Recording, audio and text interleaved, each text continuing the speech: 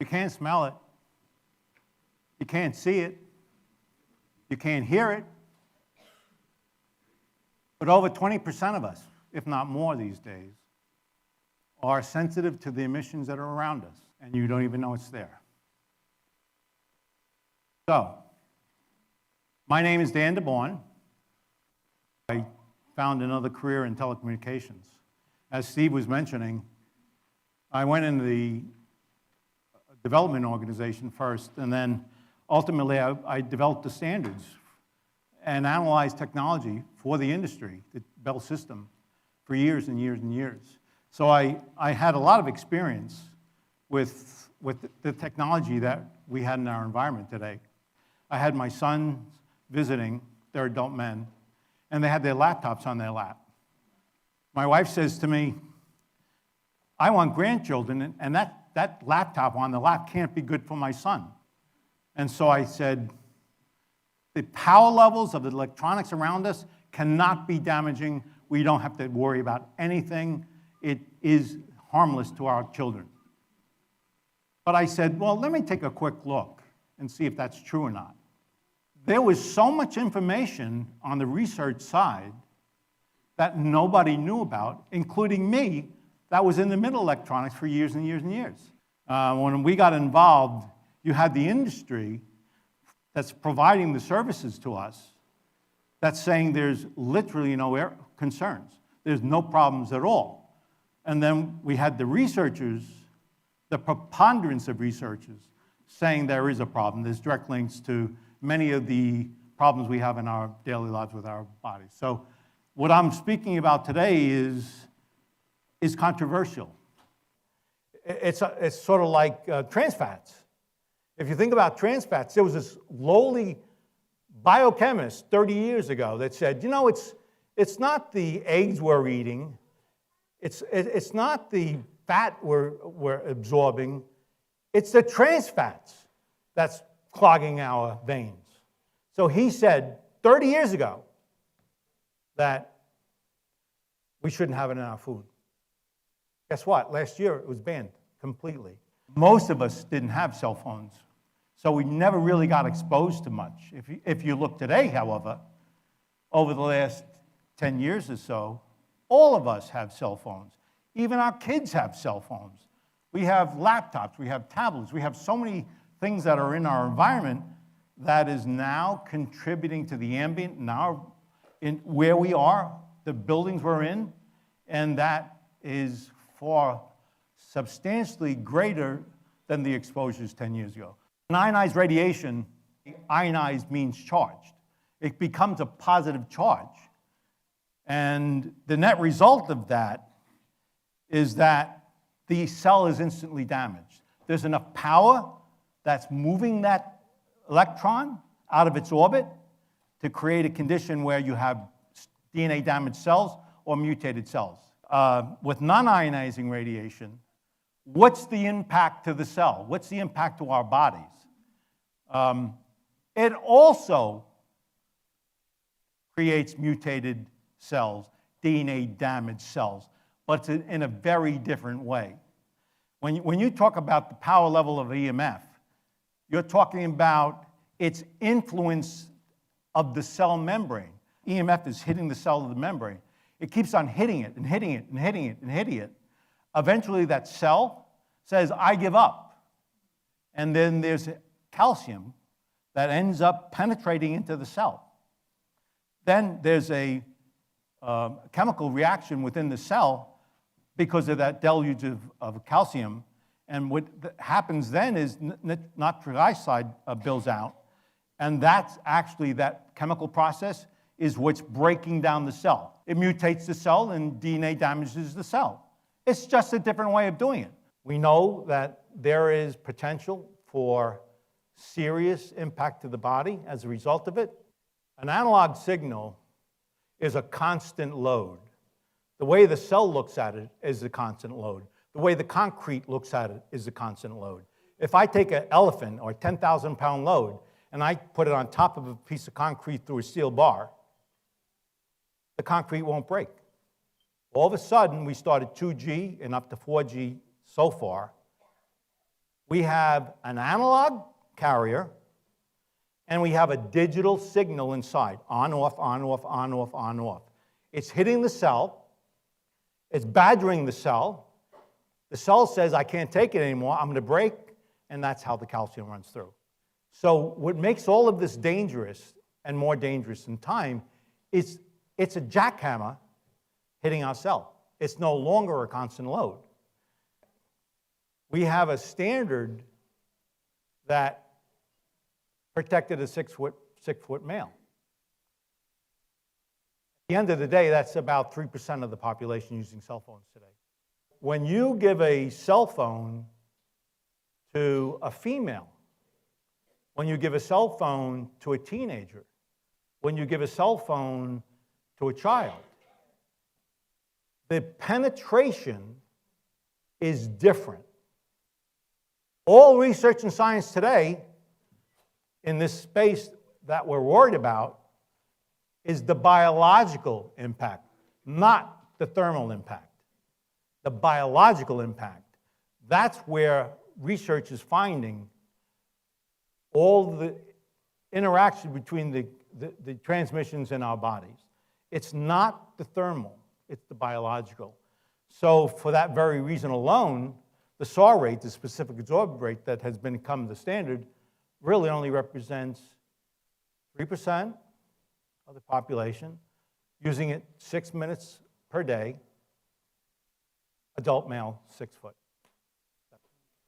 For the first time within the last 10 years, we have children using without any study on the impacts. So when the NTP study came out, it was an epidemiology study in which it was statistically significant. And what they found was there was frontal lobe cancer. There was heart cancer, statistically significant. If you wonder why there's this drama in the marketplace, it's because there's not statistically significant data. But here was the first case in a long, long time where we now had statistically significant proof. That was followed up with Ramazzani's study. Ramazzani's in Europe, and actually Italy, they have a consortium of researchers. They did almost identical what they did in the US with the NTP. So the debate about up to 4G is not a debate by most of the science and research community. When you hear about brain cancers, or when you hear about emotional behaviors, ADHD, Alzheimer's, all of these illnesses have been linked to exposures that are excessive. We know from research, 0.1 watts, when the blood-brain barrier is down, can impact the cell, frontal lobe cell. 0.1 watts, over 15 times less power levels than a cell phone. That blood-brain barrier that protects our bodies is actually impeded. It actually gets disrupted by electromagnetic radiation. And so when that happens, the influence to the cell, it's easier to get through the brain and have that biological impact. So when your blood-brain barrier is down, you're more exposed. And in fact, Dr. Ali Johansson from Sweden, his study work shows that when you have a cell phone, a laptop, a tablet near you, your whole suppression system is depressed. What does that mean? The bugs are going to get you maybe a little bit more. It becomes more serious. But the big, most serious part about that, antibiotics become more resistant. If you're sleeping at night, you may not be recovering, and of course that's when the body recovers, because there's been the circumventricular organ, the mast cell control, is being influenced by their cell phone. It is literally changing the way in which the nerve system responds to the repair of the mitochondrial function of the body. And blue light is becoming important, not only because of its destructive nature, potentially, but there's also something else you need to worry about. And that's the trigger for you to sleep that's being disrupted. Blue light is hitting the back of the eye, and there's a protein, cryptochrome protein, that is the on and off switch to go to bed. It turns on the melatonin. All you got to remember is bees in the room. One bee won't kill you, 1,000 bees will. What you got to do is methodically go through your house and think about where these transmissions are. If you have a tablet, like for example, I have a tablet, I have an Ethernet connection. I don't have it Wi-Fi. I don't need it. Most of the time I do my work there. So I manage my environment by considering where those bees are. I turn them off when I don't need them. If you take it 1 to 2 foot away from your head, 80% of the dangers are gone. So this distance you are from your device is very important. What does that mean? When you take your laptop, your cell phone home, you put it one place where you're not sitting. Just put it away from you. The danger of that device goes away simply by moving it. If you are on and you're using it more than 6 minutes, don't go much more. Use a cable to it. Use it in your hands in the speaker. And then, of course, there's shielding. There are ways to prevent the omnidirectional signal going in a specific direction. So you want to look for devices that can be used more than ever before. You got to ensure these are in place because you're being exposed more and more to environments that are more and more dangerous to you. 5G is small cell towers. It's millimeter waves in certain parts of the network. It's beamforming in networks, and full dupe goes back and forth. You'll be able to send as much out as you get. It's massive MIMO, multiple in, multiple out. So there's technologies behind all of this that is enabling us to have the benefits of 5G. On the far left side, we have 3G, 4G, roughly 9 meg to about 6 gigahertz. All those networks still exist. Then you have low-frequency stuff. It always existed, but the FCC now has allocated availability of that. And when you hear about Sprint, it's somewhere between 700 megs and 900. That's how they're giving you the service. It's not the millimeter stuff they're giving you. They're giving you stuff that existed for years and years and years. But it's separate from already a pre-existing network. It's about the far right. It's the millimeter, 26 to 60 gigahertz. We can go up to 300 gigahertz, by the way, based on the FCC standard.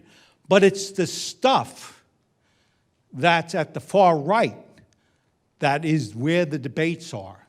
5G at the MIMO level is focused signals. They're omnidirectional, by the way, but there are 2 signals being sent. With 4G, they used 1 jackhammer.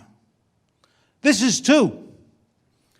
They're focusing it in. That now focused beam is going to go to your head right through others, potentially. So we know that there's a high concentration of power that's never existed at a level of transmission that has never existed, and it's targeted specifically to your head. Remember, a cell phone is 1.6 watts? This is transmitting at 20 watts. A cell phone far out there, it's 60 watts. So it's a third of its transmission that's serving thousands and thousands of customers right at your front door. One thing's for sure, I can't control my son. I can't control my wife. I can't control my grandmother. I can't control my kids for sure. And their kids, I don't have any, because I invented technology to shield my son. I still don't have grandchildren. But you control your environment. You're the architect of your environment. You really need to think about what you can do to eliminate the bees in the room. Thank you.